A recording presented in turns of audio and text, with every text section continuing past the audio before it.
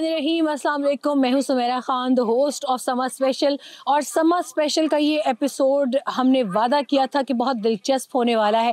इस वक्त हम अवामी जमहूरिया चीन में मौजूद हैं, उनके दारुल हुकूमत बीजिंग में। और बीजिंग में समर स्पेशल शुरू करने का सबसे बेहतरीन मकाम हो सकता है great Wall of China.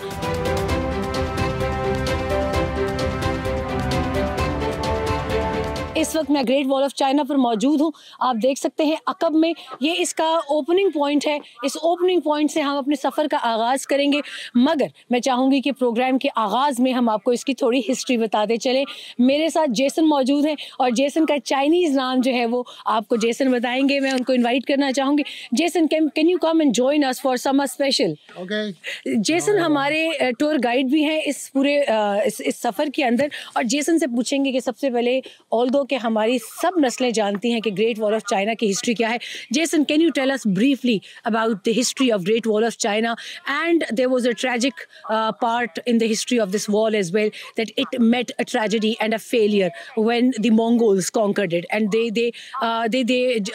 damaged the wall and they were able to conquer China. So can you please let us know, tell us the brief history of this wall? Okay, yeah. Speaking of the Great Wall, can be traced the 7th century BC. At that time, China was divided into 7 kingdoms.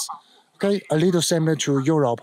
In order to defend enemy from neighbors, all the kingdoms built a wall around their territory and smoke beacon to deliver message. These walls and smoke beacons were today's Great Wall's base. Okay, in 221 BC, first emperor of China, who is called Ying Zheng. Okay, this guy unified China and then decided to linking up whole the sections walls from today's pattern. Okay, beginning point close to the sea and the eastern part of China, ending point on the desert, of course, the western part. Yes, the wall altogether 7,200 kilometers. Yes, after it, Chinese former customer, each emperor built a wall. Okay, in order to defend enemy from grassland. If you go to check it, world map is very obvious. Okay, the northern part of China is Mongolia. Yes, they invaded China always, especially in the winter when snow covers the grassland. They will lose everything. Yes, so Chinese begin to build the wall from 2,200 years ago until 13th century. And 13th century, Hubei Han, okay, he was a grandson of Genghis Khan, conquered China. Kublai Khan, grandson of Genghis Khan, right? Yes, of course.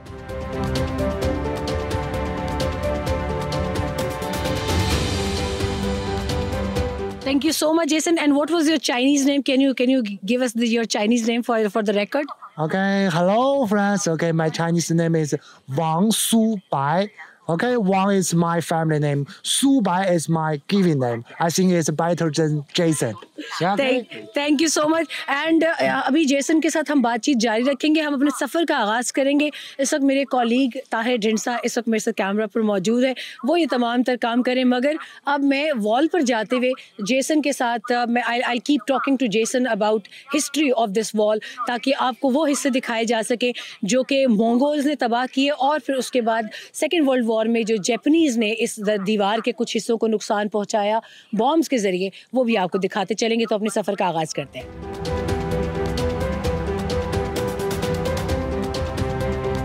Okay, so Jason, what is this part of the wall? It's very steep. Can you tell us more about it? Yeah, actually, this part of the wall was destroyed in Second World War. Okay. So we can see it's a little bit new. Okay. Yes, and the new fence on the both sides. Yes. And the bricks and the stones very new. Okay. Yes. Actually, I think you like to know why Japanese destroyed the Chinese Great Wall. Yeah, because the Great Wall is a symbol of China. Actually, it for the Chinese spirit. Okay. So yeah, in our national song, the first word is "Stand Up Chinese." Let's build the new Great Wall by our blood and bomb. Okay. Yeah. So can you tell us more about it when the wall was hit? What was the sentiment of Chinese? You mean Great Wall? Or yeah, when it was damaged by the Japanese. Almost the whole. almost the whole. In Second World War, yes, Japanese occupied half part of China. Okay. Yeah, aside from a little bit western, a little bit, they didn't go there, and another war were damaged by them. Okay. Yeah, and some relics. So very pity.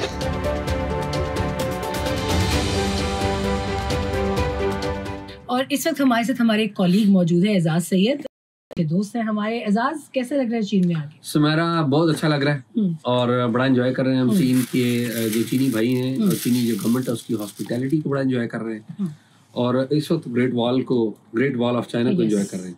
अच्छा, ये एक national symbol है इनका, they are proud of it, मतलब एक इंतहाई जज्बाती वाबस्तगी है इनकी। इनके इस नेशनल सिंबलिज्म को हम पाकिस्तान में एक नेशनल कैरेक्टर बिल्ड करने के लिए, जो इनकी एक जज्बातियत है अपने मुल्क के साथ, मट्टी के साथ, उसको हम किस तरह इनकलकेट कर सकते हैं अपने लोग? सुमेरा, बड़ा अच्छा सवाल आपने किया। मेरे ख्याल में इनकी 3-4 चीज़ें तो हमें फौरी कॉपी करनी चाहिए। मैं सिस्टम की बात नहीं कर रहा हूँ, मैं इनकी जो नेशनल जो इनकी नेशन का करैक्टर है और इनकी जो गवर्नमेंट आगे लेके गई है उसको कॉपी करने की ज़रूरत है। एक तो ये है कि इनकी लीडरशिप, सिंसियर लीडरशिप। दूसरी जो चीज़ है वो हमने देखा कि पॉलिसीज़ में कंसिस्टेंसी, यानी कि कंटिन्यूटी ऑफ पॉलिसीज़, वो हमने देखा। तीसरी जो चीज है वो इन सब के ऊपर है, वो है यूनिटी। कि यूनिटी इनमें हमने देखी है और unity, sincerity, continuity of leadership, continuity of policy, ये सारी चीजें तो हैं। फिर एक और बात ये है कि डेडिकेशन।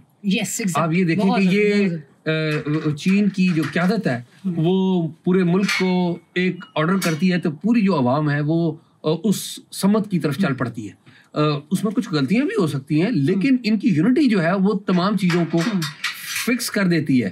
अगर कहीं पे कोई मामला होता है तो गुंजाइश रह भी जाए तो वो सारी चीजें ठीक कर लेते हैं। बहुत शुक्रिया एजाज। मैं अब चाहूंगी कि आप कैमरा जरा हैंडल करें। हमारे बहुत दूसरे एक अजीज आपने ये जो मौका इस्तेमाल किया ना, इसमें कभी कामरान को आपने कैमरा मैन बना दिया, कभी मुझे बना दिया, लेकिन आप जो कुछ कर रही हैं हम आपके साथ। देखिए, आपने यूनिटी की बात की तो मैंने कहा यूनिटी का आगाज घर से किया जाए। जी, तो अब मेरे साथ, आपने घर से नहीं, आपने कैमरे से किया। मेरे साथ मेरे एक और बहुत अच्छे दोस्त मौजूद हैं, कामरान यूसुफ। हमारे हम इस वक्त तक तीनों कॉलीग्स इस वक्त ऐसे हैं कि जिनको तकरीबन 2 दहाइयाँ होने वाली हैं जर्नलिज्म को कवर करते हुए, खासतौर पे फॉरेन अफेयर्स और डिफेंस को कवर करते हैं। कामरान, बहुत खुशी हुई आपको यहाँ देख के। आप बताइए कि यहाँ इस वक्त चीन में आपका तजुर्बा कैसा है और क्या पैगाम देना चाहेंगे आप यहाँ से, being in a foreign land and a message to your native people back in home? देखें, 2 चीज़ें। ये एक तो मेरा दूसरा विजिट है, 2017 में मैं चीन में आया था और आपको पता है कि आजकल पाकिस्तान में एक जो इशू, खास करके हमारे जो लाहौर के और सेंट्रल पंजाब के लोग हैं, उनको स्मॉग का बड़ा इशू है। आपको पता है कि बीजिंग जो है चंद साल पहले दुनिया में सबसे ज्यादा पोल्यूटेड सिटी समझा जाता था। हर आए रोज जो CNN, BBC ये खबरें चलाते थे कि देखें जी बीजिंग जो है कितना आलूदा शहर है, यहाँ पे सांस लेना मुश्किल है। जो चीज़ मुझे इंस्पायर की कि विद इन फ्यू ईयर्स जो तब्दीली वो लेकर के आए हैं कि अब आप देखें, I can tell you honestly कि किसी भी यूरोप का कोई भी मुल्क हो, मतलब आप अमेरिका का कोई भी शहर हो, उसके साथ उसको आप कंपेयर कर सकते हैं। इवन उनसे अब बहुत बेहतर है। आपको स्मॉग नाम की तो कुछ चीज़ नज़र ही नहीं आती। ये फिनोमिनल, आई थिंक मेरे ख्याल में ये प्रोग्रेस उन्होंने दिखाई है। तो जो मुझे चीज़ इंस्पायर की कि अगर बीजिंग जो है वो लाहौर से बहुत बड़ा शहर है, अगर ये इसको टैकल कर सकते हैं तो चीन के साथ हमारी बड़ी दोस्ती भी है, तो we can also do the same. तो एक तो ये चीज़ मुझे यहाँ पर जो बहुत आई थिंक इंस्पायर की, पॉजिटिव लगी। दूसरी जो बात है कि आई थिंक जो इनका वही वाली बात कि चीन किस तरह से प्रोग्रेस कर रहा है, देखें, और उसकी वजह ये है कि हर जो गुजरते दिन के साथ आप देखेंगे कि हर 3 महीने 6 महीने के बाद यहाँ पे तब्दीली आती है। आप बहुत सी चीज़ें अगर आप देखें तो फिनोमिनल आई थिंक इनकी ग्रोथ है। टेक्नोलॉजी का आप इस्तेमाल देखें, हम जिस होटल में स्टे कर रहे हैं वहाँ पे जो रोबोट्स का इस्तेमाल है वो अगर आप देखें तो आपको जो चीज़ें शायद हम अभी जो हमारे लोग सोशल मीडिया के ऊपर देख के उनको लगता है कि ये प्रोटोटाइप की चीज़ है, यहाँ पे इन रियलिटी घरों में अब आपको काम रखने वाले की जरूरत नहीं है, आपने रोबोट रखा हुआ है, वो घरों की सफाई कर देता है। तो बहुत चीन जो है वो तरक्की कर रहा है। कामरान ने जो स्मोक की बात की, मैं रिक्वेस्ट करूंगी एजाज को इस वॉल के ऊपर का एरिया अगर आपको दिखा सके तो देखिए एयर कितनी क्लियर है। और हमें यहाँ पर आपको थोड़े से विजुअल्स हम आपको पुराने बीजिंग के भी दिखाएंगे जहाँ पे हवा इंतहाई आलूदा है, खासतौर पे इस माउंटेनस एरिया में भी थी। तो ये तो एक लिविंग स्पेसिमेन है जो हमने अपनी आंखों से देखा है। बहुत शुक्रिया एजाज और कामरान का भी। राइटिंग वो ये हमेशा रिफ्रेश करते रहते हैं हर साल।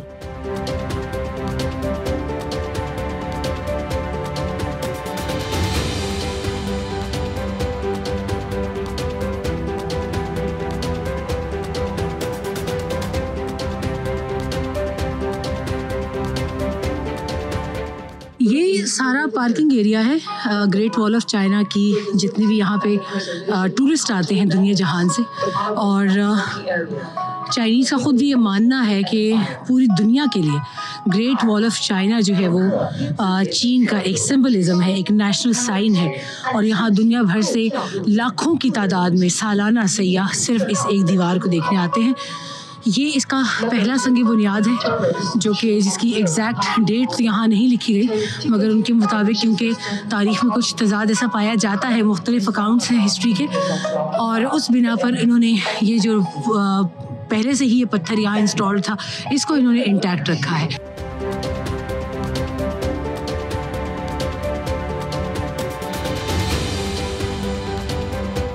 For eunuch, for maintenance going around for the north gate. So we're going around and then hit on the south gate. Along the moat, see there's a big moat, 3,800 meter long, 50 meter wide, for defense purpose. And then beyond the moat, there's a big wall surrounded all the way the palace. 10 meter tall, 6 meter wide on the top, 7 meter wide on the bottom. Each corner of the wall, they have guard towers. Like that's the one of the guard tower, southeast corner, like here. So when you're looking around in this neighborhood, you don't see buildings, mostly land house.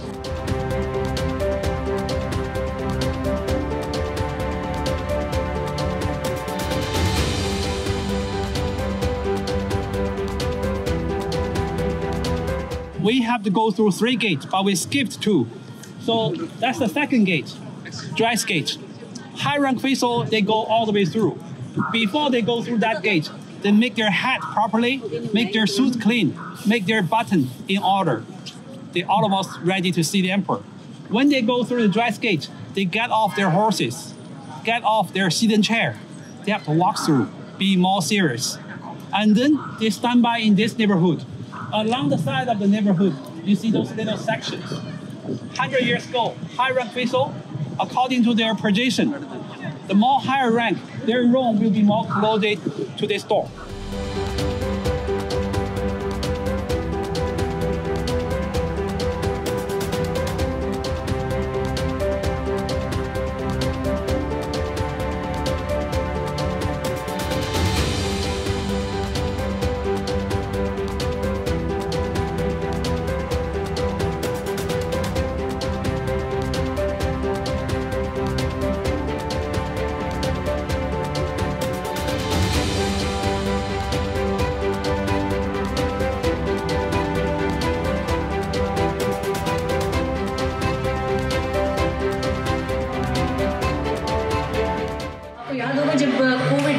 का वक्त था, उस वक्त बहुत सारी videos internet पे surface हुई थी, वायरल हुई थी, कि जिसमें होटल्स में, घरों में और इनके मुख्तलिफ शॉपिंग मॉल्स में रोबोट्स का सिस्टम जो था वो दिखाया गया था कि टच फ्री रोबोट सिस्टम जो है उसको इंट्रोड्यूस कराया गया। अभी जिस होटल में हम स्टे कर रहे हैं, I very gladly share this experience with you कि यहाँ पे होटल का स्टाफ हमसे ऑर्डर लेता है, हमें अगर कुछ भी ज़रूरत हो कमरे में, हम यहाँ पर उसका या फ़ोन के ज़रिए और या फिर यहाँ पर उनके स्टाफ को बता देते हैं, वो हमारा ऑर्डर रिसीव करते हैं। ज़रा आपको प्रोसीजर दिखाते हैं। So ma'am can you just start doing. तो अभी मुझे अगर एक पेयर ऑफ स्लीपर्स चाहिए तो ये मैं दिखाना चाहूँगी अभी आपको कि ये मेरा रूम नंबर लेंगी 709 और इस रूम के ज़रिए ये ऑर्डर मेरा प्लेस कर रही हैं। और साथ ही साथ जब मैं अपने रूम में जाऊँगी, because I have to plug my key card, मुझे अपने कमरे का कार्ड लेके जाना होगा एलिवेटर की तरफ, और जब मैं एलिवेटर में जाऊँगी थोड़ी देर के बाद ये रोबोट जो है ये मेरे कमरे में मुझे इस सामान की डिलीवरी के लिए वहाँ पे आ जाएगा। ये चीज़ें दिखाने का मकसद ये है, इस तमाम तर एक्सपीरियंस को शेयर करने का मकसद ये है कि पाकिस्तान में इस तरह की इनोवेशंस की बहुत ज़रूरत है।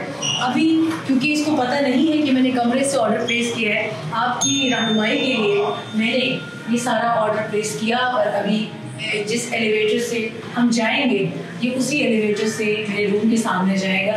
तो यहाँ पे पाकिस्तान में मंसूबा साजों को ये सोचने की बहुत ज़रूरत है कि पाकिस्तान के लिए इस तरह के इक़दामात की बहुत ज़रूरत है और जल्द ज़रूरत है।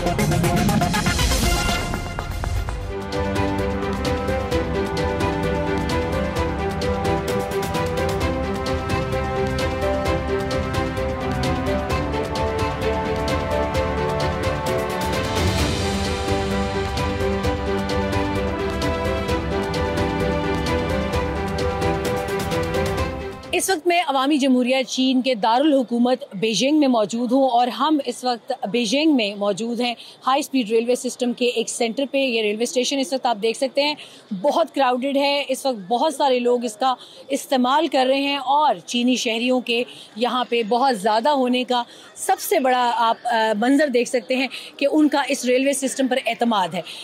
इस रेलवे सिस्टम के हवाले से आपको, क्योंकि कुछ ही देर में हमें शंघाई के लिए निकलना है बीजिंग से, हम आपको उसके ऊपर पूरी एक तफसीली ब्रीफिंग देंगे। मगर इस वक्त मेरे साथ मौजूद हैं पाकिस्तान में चीनी एक सिफारतकार, उनसे बात करेंगे। मिस वैंग मौजूद हैं। मिस वैंग को इस इंटरव्यू एक्सक्लूसिवली इसका मकसद ये था कि हम इनसे पूछ सकें कि चीन के जो तजुर्बात हैं उनसे पाकिस्तान कैसे इस्तिफ़ादा हासिल कर सकता है। तो मेरा सबसे पहला सवाल इसी रेलवे सिस्टम के हवाले से होगा जो किसी एक वक्त में नामुमकिनात में से था मगर चीन ने उसको कर दिखाया। Wang, first of all, a very warm welcome to you in Sama Television and thank you for speaking to us exclusively. My first question would be, this speed railway system in China, once it seemed difficult, but the Chinese government in collaboration with Chinese people, they made it possible. So what was the motive, what was the passion behind it? And my second question would be that Beijing was once, it was rated and listed as the most polluted cities in the world due to smog. And media used to report on it. But now when we landed in Beijing, we saw a smog-free, pollution-free Beijing. The sky is clear. Everything is so awesome in here. So can you share your experiences in that? First of all, thanks for the interview. I think as for your first question, what's the passion and what's the passion and secret of this big success? I believe the passion of our railway system is our government is people-centric. We believe all our work is for the people's goodness. So our people and the whole nation has worked very hard to achieve such accomplishment, to build a very strong railway system across the whole nation. And as for the second question about the experience of solve the pollution, I believe our government has attached great importance to this issue, and they have already launched many events and many policies on these issues. So, for example, we have shut down some polluted factories, and we grow many trees.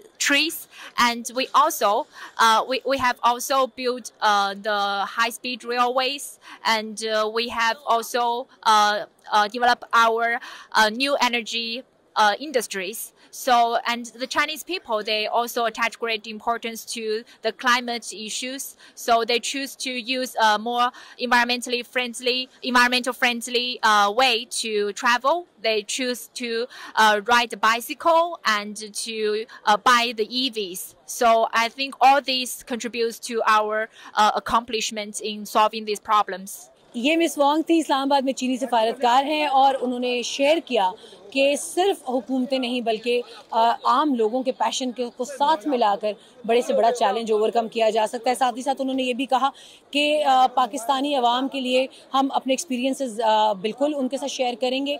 हो सकता है कि China ने जो तरीके अपनाए वो आपके साथ मैच ना करते हो, मगर हम उसको शेयर करने के लिए हर वक्त तैयार हैं आपके साथ। थर्ड, उन्होंने ये बात की कि तमाम तर बड़े बड़े जितने भी मंसूबे हैं उसको कामयाब बनाने के लिए डे इन डे आउट मेहनत की गई है। है।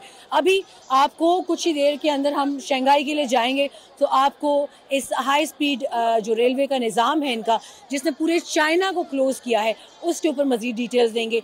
ज़ेरे ज़मीन ये ट्रेन सिस्टम है और देखेंगे कि इसके बेनिफिट्स क्या हैं और तादाद जो है चाइनीज़ की आपको देखकर यकीनन महसूस हो गया होगा कि लोग कितना इन्हिसार करने लगे हैं इसके ऊपर।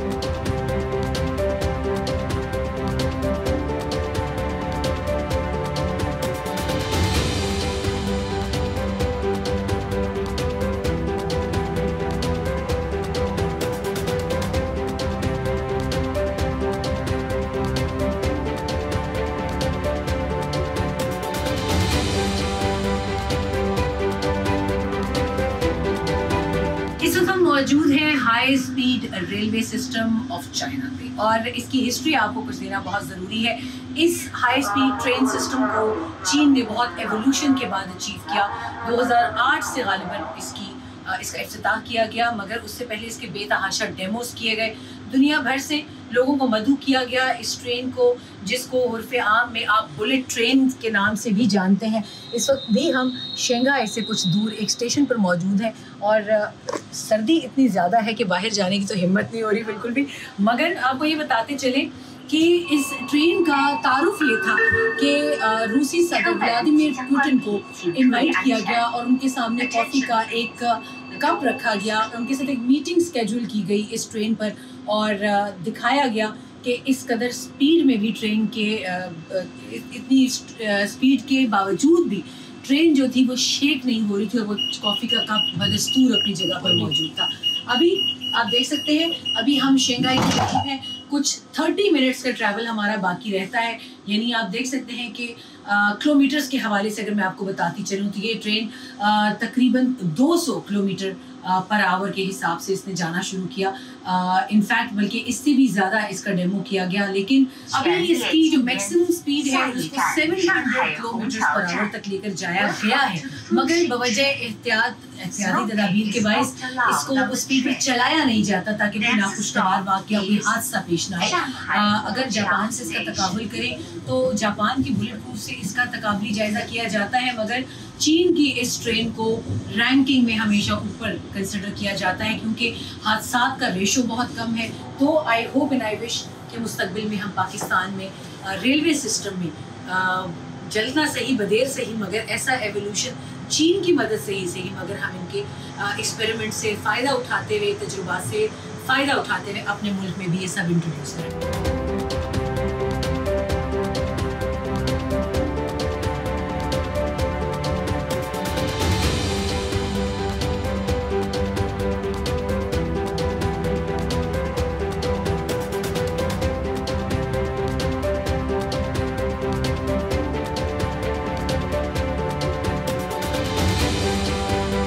चाइना में बीजिंग में जब हम दारुल हुकूमत की बात करते हैं तो सबसे पहले हमेशा जब भी हम कोई ओवरसीज़ प्रोग्राम रिकॉर्ड करते हैं तो हमारी प्रायोरिटी ये होती है कि पाकिस्तानी वहाँ पर एक्सपैट्रिएट्स किस तरीके से ज़िंदगी गुजार रहे हैं, are they valuable part of the community and community that is participating in the development and growth of the host country। हमारे पास इस वक्त एक बहुत मज़े का रेस्टोरेंट जो खान बाबा जो फेमस बहुत है यहाँ बीजिंग में, और हमारे साथ इस वक्त मौजूद हैं यहाँ पर इस रेस्टोरेंट को लुक आफ्टर करते हैं। He is the person who is right here to serve us, to serve everyone. इनसे बात करते हैं, इनसे पूछते हैं कि इनका यहाँ पे एक्सपीरियंस कैसा है being a Pakistani in China. अस्सलाम वालेकुम। वालेकुम अस्सलाम। बीइंग अ पाकिस्तानी हमारा एक्सपीरियंस यहाँ पे बहुत अच्छा है क्योंकि इधर जितनी भी पाकिस्तानी कम्युनिटी है हम ऐसे रहते हैं जैसे एक फैमिली की तरह रहते हैं। नाम भी अपना मुझे बताएं। दूसरा ये बताएं कि पाकिस्तानी खानों की, क्योंकि मैंने भी देखा आपके रेस्टोरेंट में बहुत लोग थे, हमने इंतज़ार किया बाकायदा कि थोड़ा रश कम हो तो हम इनसे बात करें, शोर बहुत ज़्यादा था। मुझे बताएं आपके पाकिस्तानी कुज़ीन को यहाँ कितनी पजीराई मिलती है, पसंद करते हैं लोग? मेरा नाम मुनीबुर रहमान है और मैं यहाँ 2017 में आया था। हमारे 70 to 80% कस्टमर्स चाइनीज़ हैं। अच्छा, तो वो इसको बहुत ज़्यादा पसंद क्या खाते हैं ज़्यादा?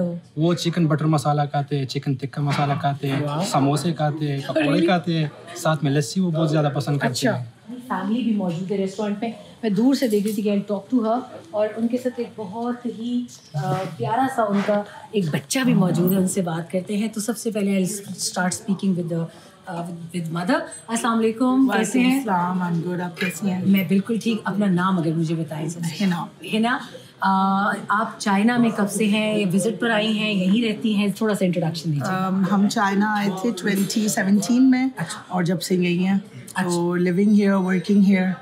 तो कैसा एक्सपीरियंस है आपका चीन में? बहुत अच्छा। Like it's just like a second home now for us. And if you allow us, so we can speak to your Sure, yeah. your kid there. Yeah. अस्सलाम वालेकुम। आप कैसे हैं बेबी? अपना नाम बताएं। Can you introduce yourself? Yeah. What's your name? Hiba. Hiba. आप what grade you are studying in China? I'm in grade 2. Grade 2. And I've heard that you're born in China. Yeah. So how do you feel about it? Being national of Pakistan and being born in China. It feels kind of good. Like China's kind of like my home, and it's good being the National Bank of Pakistan because like Yes. my dad worked there and he's the boss, and it feels pretty good. And what do you want to be in future? What's your plan in future? I want to be a doctor because my mom, she have to go to the doctor a lot.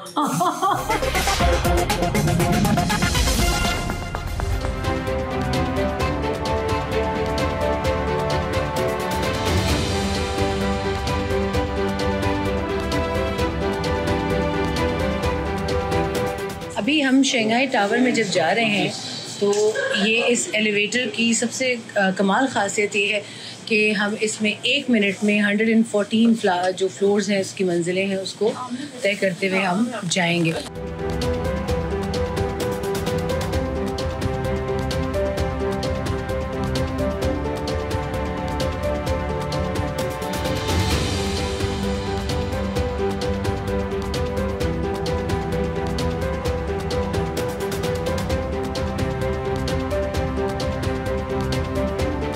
इस वक्त समा मौजूद है चीन के financial district के अंदर, मगर इसको फाइनेंशियल डिस्ट्रिक्ट सिर्फ नहीं समझा जाता, इसको अवामी जमहूरिया चीन का एक फ़ैशन फेस भी अब पूरी दुनिया में समझा जाता है। मैं शंघाई की बात कर रही हूँ।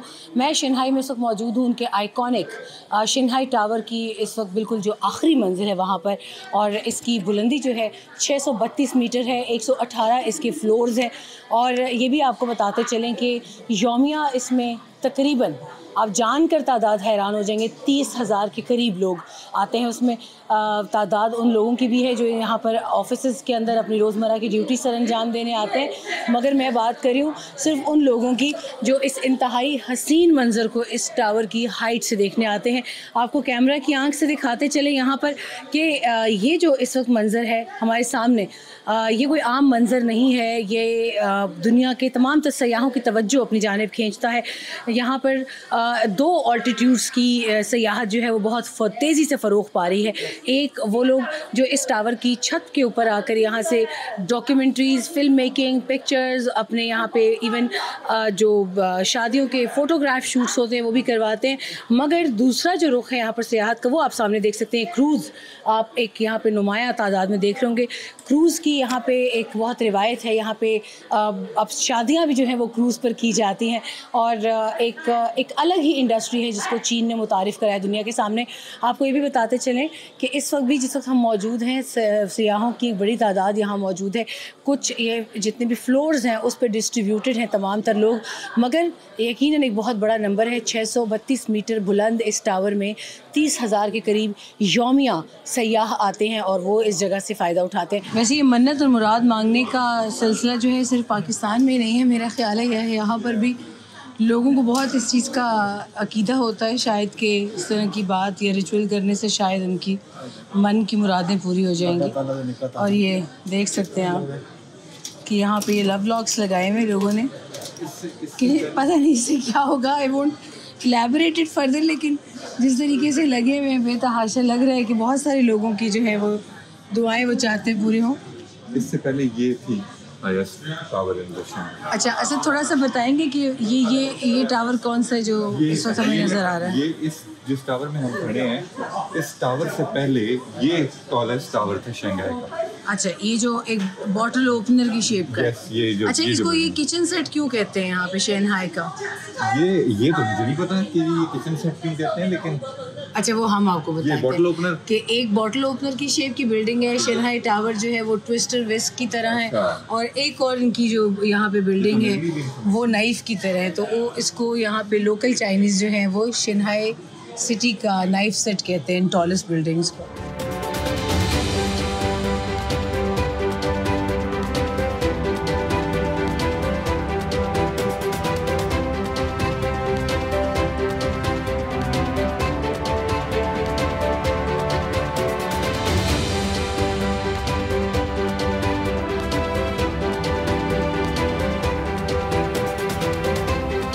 मुझे बहुत प्यारी सी यहाँ पे बच्ची मिली है जो कि हमारे साथ पिक्चर बनाना चाह रही है, और मैंने जब इनको पाकिस्तानी नेशनैलिटी का बताया तो इनकी मदर बहुत खुश हुई है। It's an amazing experience for me and I am really glad कि I am having this and look at this. Say hello Pakistan.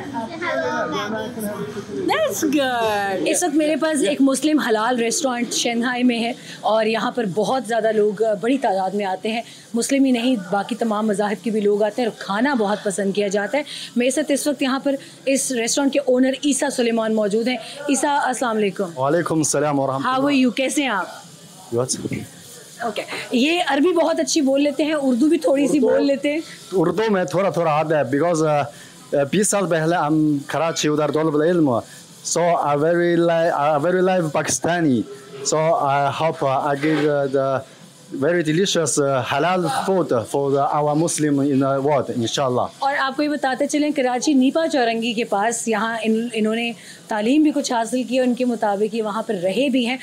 ईसा, सबसे ज़्यादा क्या खाते हैं लोग, क्या पसंद करते हैं?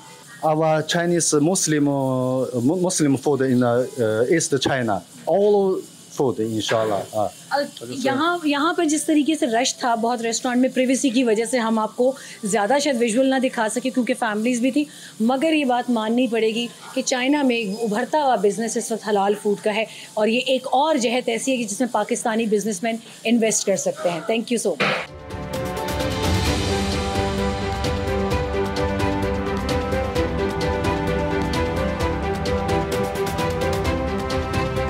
आप शंघाई आएँ और आप यहाँ की सिटी नाइट लाइफ ना दिखाएं तो ऐसा हो नहीं सकता। शंघाई की सबसे खूबसूरत चीज़ इसकी स्काईलाइन है जो इस वक्त हम आपको दिखा रहे हैं यहाँ पे इनके क्रूज़ सिस्टम से। इनके क्रूज़ सिस्टम जो है, हमने कुछ देर पहले भी अगर प्रोग्राम में आपको बताया था कि इनकी सयाहत को फ़रोग़ देने में 2 फैक्टर्स शंघाई में बहुत मैटर करते हैं। एक, इनकी तमाम हाई राइज बिल्डिंग के रूफ टॉप्स जहाँ लोग जाकर एज अ टूरिस्ट एक्सप्लोर करते हैं from the skyline, this skyline, और एक इनकी ये क्रूज़ इंडस्ट्री है जो इनकी इकोनॉमी में बहुत मैटर करती है। यहाँ से ये बिलियंस ऑफ डॉलर्स सालाना इनकी अर्निंग है, रेवेन्यू है। और इस वक्त आप स्काईलाइन देख सकते हैं, हमारे अकब में इस वक्त शंघाई टावर भी आप देख सकते हैं। इनके तमाम तो जितने फाइनेंशियल डिस्ट्रिक्ट की इंपॉर्टेंट प्रोमिनेंट बिल्डिंग्स हैं वो आप अकब में देख सकते हैं। खूबसूरत बात यह है कि चाइना में they have made everything to bring revenue generation for their people, और उसी को ये अपने लोगों की डेवलपमेंट में और फलाह बहबूद में इस्तेमाल करते हैं। आप इस क्रूज़ में देख सकते हैं।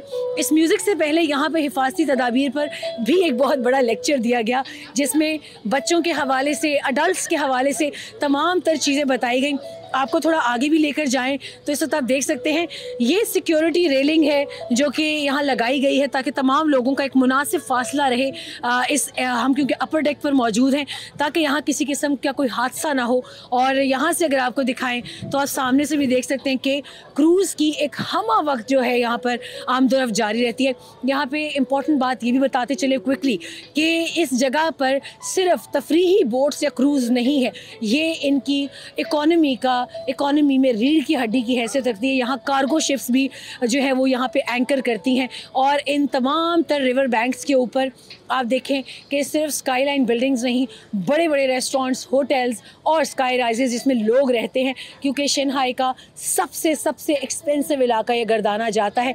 यहाँ पर पुडॉन की अगर हम बात करें और टूशी की बात करें तो दरिया के दोनों अतराफ़ में जो आबादियाँ हैं ये दुनिया की महंगी तरीन प्रॉपर्टीज़ में इनका शुमार किया जाता है।